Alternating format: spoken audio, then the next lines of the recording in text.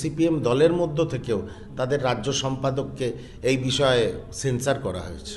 Syndicate রাজ হচ্ছে শিল্পায়ন মমতা বন্দ্যোপাধ্যায়ের একটা কালো অর্থনীতি বাংলায় চালু করতে সক্ষম হয়েছেন।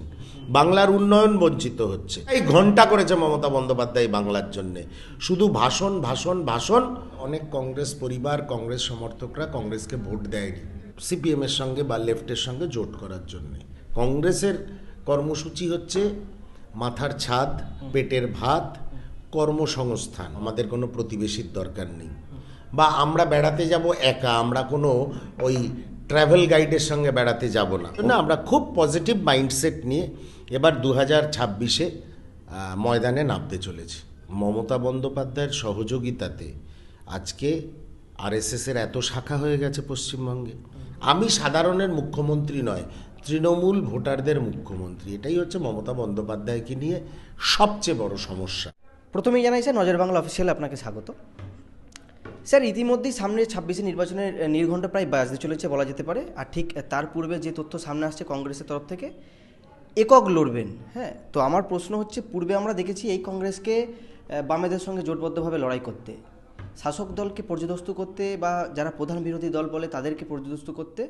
কী মনে হয়, একক লড়ে কি সম্ভব কোনোভাবে এই বিষয়টি? দল বুথ স্তর থেকে রাজ্য স্তর হয়ে কেন্দ্রীয় স্তর অবধি কর্মী, নেতৃত্ব, পদাধিকারী সবার এবার মত ছিল যে দীর্ঘ 20 বছর আমরা জোটের বাইরে লড়িনি। এবার জোট করে লড়ার অ্যাডভান্টেজও আছে, আবার ডিসঅ্যাডভান্টেজও আছে। কারণ 34 বছরের বাম শাসনে বহু এমন রেকর্ড আছে যার থেকে অনেক কংগ্রেস পরিবার, কংগ্রেস সমর্থকরা কংগ্রেসকে ভোট দেয়নি সিপিএমের সঙ্গে বা লেফটের সঙ্গে জোট করার জন্যে। তা আমরা আশা করব এবার আমরা তো এককভাবে লড়ছি, সেই ভোটগুলো আমাদের কাছে ফেরত আসবে, যেগুলো অন্য দলে চলে যাচ্ছিল বলে আমাদের ধারণা, আমাদের অনেকের ধারণা।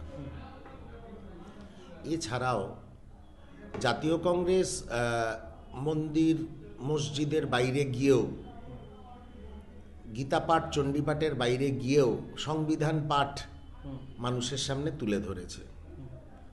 জাতীয় কংগ্রেসের কর্মসূচিতে মন্দির, মসজিদ, গির্জা নেই। জাতীয় কংগ্রেসের কর্মসূচিতে ওগুলো হৃদয়ের মধ্যে রয়েছে, উপাসনার জায়গায়। কংগ্রেসের কর্মসূচি হচ্ছে মাথার ছাদ, পেটের ভাত, কর্মসংস্থান, বাংলার শিল্পায়ন। তা বাংলার মানুষ আমার মনে হয় মন্দির মসজিদের চেয়েও গুরুত্ব বেশি দেবেন এবার 2026-এর নির্বাচনে বাংলার শিল্পায়নকে, যাতে বাড়ির ছেলেটা বা মেয়েটা পড়াশুনো করে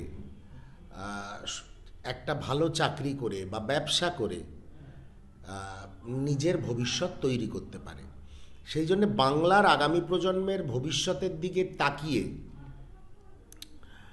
জাতীয় কংগ্রেস যা যা কর্মসূচি মানুষের সামনে রাখবেন সেটার ওপরেই ভিত্তি করে আমরা নির্বাচনী লড়াইতে উত্তীর্ণ হব।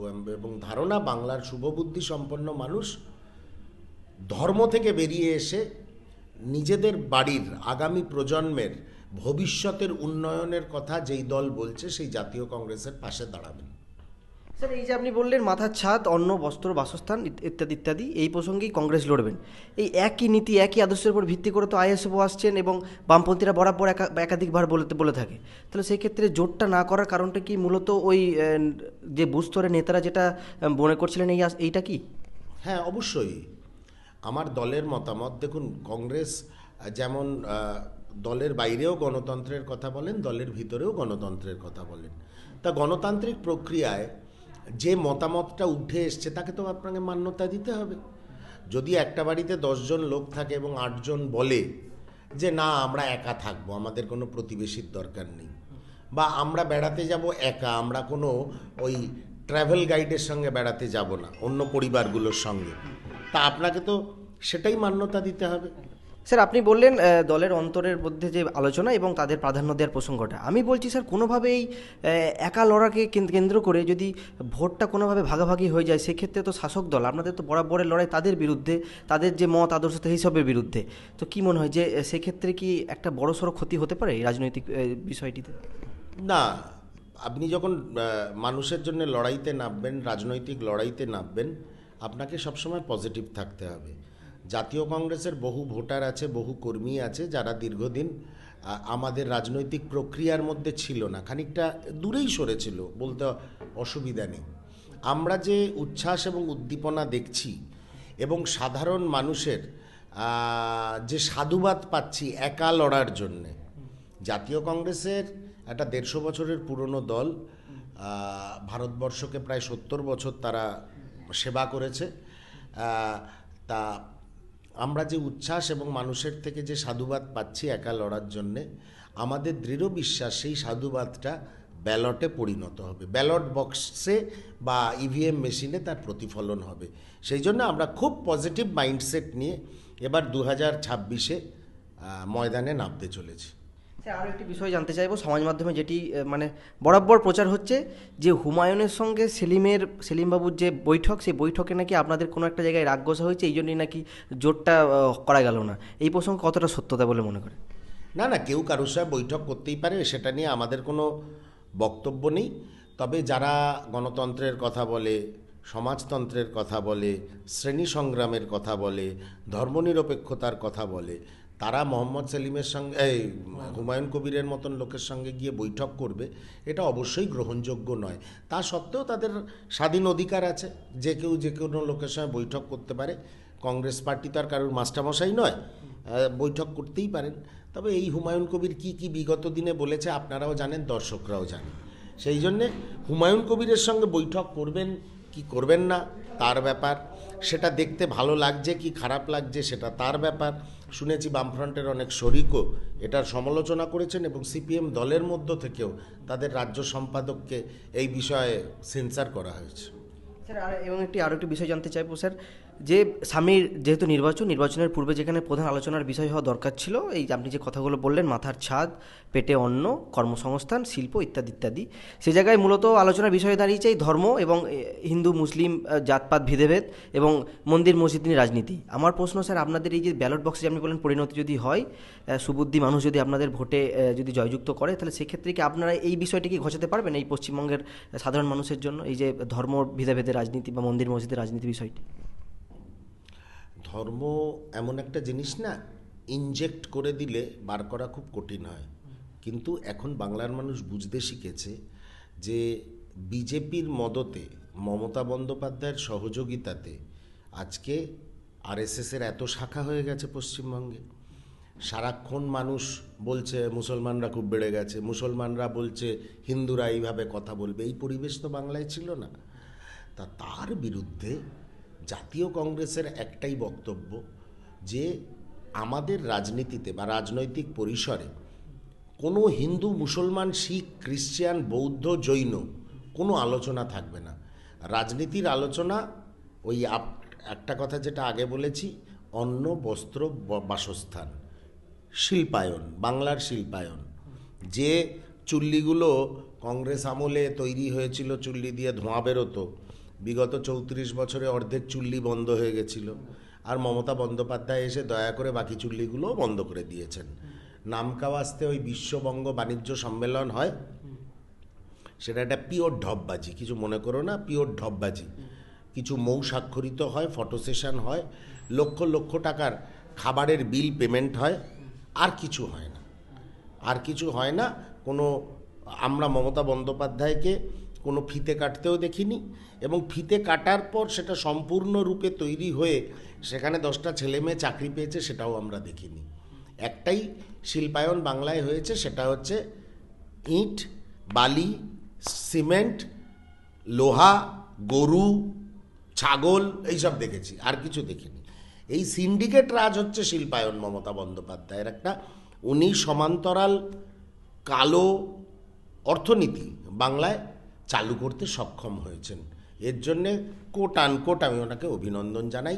বাংলার যুব সমাজকে মানে অধঃপতনে নিয়ে যাওয়ার যদি কেউ ব্যবস্থা করে থাকে স্বাধীন ভারতবর্ষে, এই পশ্চিম বাংলায়, তার নাম হচ্ছে বাংলার মাননীয়া।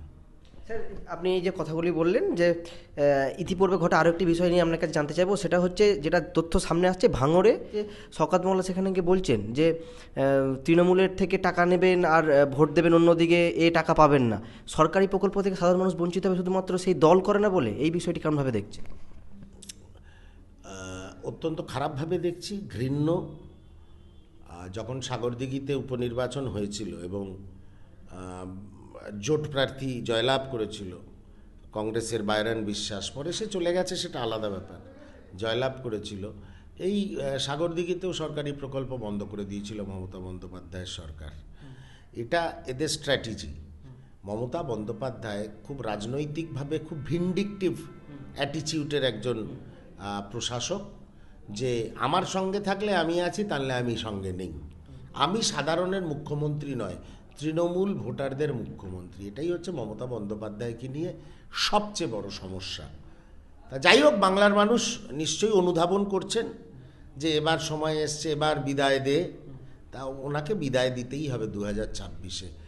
কী স্ট্রাকচারে উনি বিদায় দেবেন আমি জানি না, তবে জাতীয় কংগ্রেসের নেতৃত্বে 2026-এ এক নতুন রাজনৈতিক সমীকরণ এই বাংলার মানুষ দেখবে। লাস্ট প্রশ্ন স্যার, আপনি বললেন বিদায় দেবে, কিন্তু আমার প্রশ্ন হচ্ছে লক্ষ্মী ভাণ্ডারে 500 টাকা বাড়িয়ে দেওয়া এবং যুবকদের জন্য নতুন প্রকল্পের আহ্বান করা, সেক্ষেত্রে কি মনে হয় যে এই স্টোকগুলি যেগুলি মুখ্যমন্ত্রী দিয়েছেন সেগুলির বিরুদ্ধে যেতে পারবে এই অন্য রাজনৈতিক দলেরা? না, যুবকদের জন্য নতুন কি প্রকল্প উনি ঘোষণা করেছেন? হ্যাঁ, যুবসাথী। শোনো, কিছু লোককে তুমি কিছু টাইম একটা সাপোর্ট দিতে পারো। মা বোনেদের উনি লক্ষ্মীর ভাণ্ডার দিচ্ছেন, মোস্ট ওয়েলকাম, তাদের হাত খরচা, এবং অনেক সময় মা বোনেরা সেই হাত খরচার থেকে বাড়ির ভাইটা বা ভাইয়ের বা বাড়ির বাচ্চাটার স্কুলের ফিজও দেন, এতেও কোনো অসুবিধা নেই।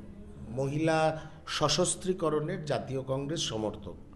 কিন্তু সমস্যার যেটা হচ্ছে, তুমি একদিকে ভাতা দিচ্ছ, ভাতা দিয়ে তুমি কতদিন টানবে? যুব সমাজের মুখ কতদিন বন্ধ করে রাখবে? তা কিছুদিন ভাতা দিলে একটা কারখানা তৈরি হলো, কিছু মানুষ চাকরি পেল, তাহলে সরকারের ওপরেও লোড কমবে, সে বেকার রইল না। আর ভাতা নিতে নিতে তার স্বভাবটাও নষ্ট হয়ে যাবে, কর্মবিমুখ করে দিচ্ছে। ভাতা দিয়ে দিয়ে বাংলার মানুষ কর্মবিমুখ করছে। আমি ভাতার বিরোধী নই, কিন্তু সেটা একটা লিমিটেড সময়ের জন্যে। আর ভাতা তুমি কার পয়সায় দিচ্ছ? যারা ট্যাক্স পে করছে তাদের পয়সায় দিচ্ছ, ঠিক আছে, তাই দাও, তাতে কোনো আপত্তি নেই। কিন্তু এতে কি হচ্ছে, এক খাতের পয়সায় আরেক খাতে খরচা হচ্ছে। ধরো স্বাস্থ্য খাতের পয়সা, সেটা ভাতায় চলে যাচ্ছে, বা অন্য দপ্তরের যেটা অ্যালোকেশন, সেটা ভাতায় চলে যাচ্ছে। সামগ্রিকভাবে বাংলাও তো বঞ্চিত হচ্ছে, বাংলার উন্নয়ন বঞ্চিত হচ্ছে। তুমি ভাতা দাও এটা সীমিত সময়ের জন্যে, আর তার সঙ্গে সঙ্গে পরিকাঠামো উন্নয়ন করো, যাতে তুমি ভাতা বন্ধ করলেও তাদের কোনো অসুবিধা না হয়, তারা চাকরিটা পেয়ে যায়, ব্যবসাটা করার সুযোগ পায়, ব্যাংক থেকে ঋণ পায়। কোনোটাই ঘন্টা করেছে মমতা বন্দ্যোপাধ্যায় বাংলার জন্যে। শুধু ভাষণ ভাষণ ভাষণ, আর একটা সম্প্রদায়কে আমি তোমার লোক তোমার লোক তোমার লোক বলে তাদেরও ডুবিয়ে দিয়েছে, তাদের জন্য কিচ্ছু করেনি। ইসলাম ধর্মাবলম্বী মানুষের জন্য মমতা বন্দ্যোপাধ্যায় কি করেছে বলতে পারো? আর একটু লিস্ট দিয়ে বলো তো, কি করেছে? কিচ্ছু করেননি, সবটাই মিথ্যা কথা বলেছেন, বাংলার মানুষ বিশ্বাস করেছে। আমি দেখব কতদিন বিশ্বাস করে।